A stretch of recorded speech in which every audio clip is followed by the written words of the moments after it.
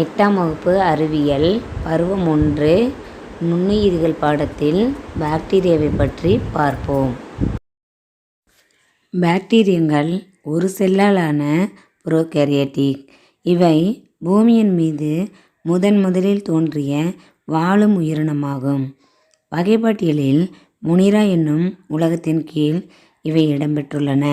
பாக்டீரியாவை பற்றிய படிப்பு பாக்டீரியாலஜி எனப்படும்.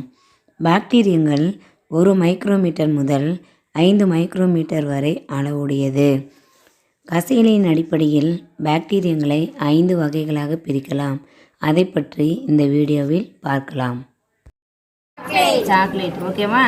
இப்போ நம்ம கசையிலை அடிப்படையில் பாக்டீரியா வகைகள் பார்த்தோம் இல்லையா. ஓகே, இதில் பாருங்க, ஒரு இது மட்டும் எப்படி இருக்கு, கசையிலை இருக்குது. சரியா. அப்போ ஒரு முனை அல்லது ஒற்றை கசையிலை.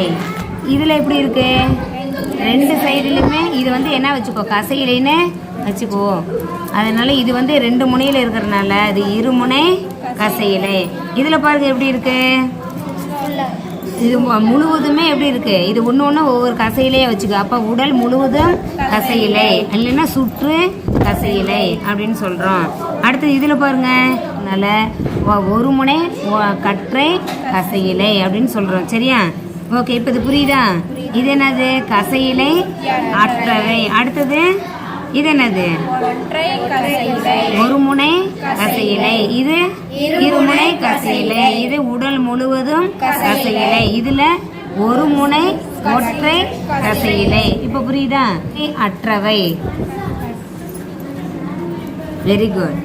ஒற்றை கசையிலை.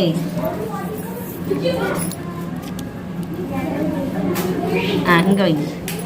Very good, super. அடுத்து இருமுனை கசையிலை.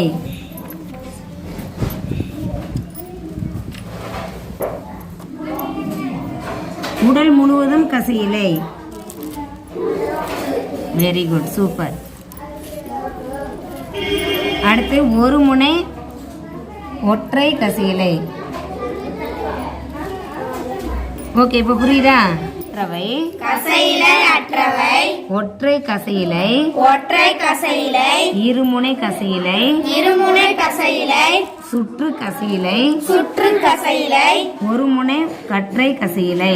ஒரு முனை கற்றை கசையிலை. ஓகே, புரியுதா. தேங்க்யூ.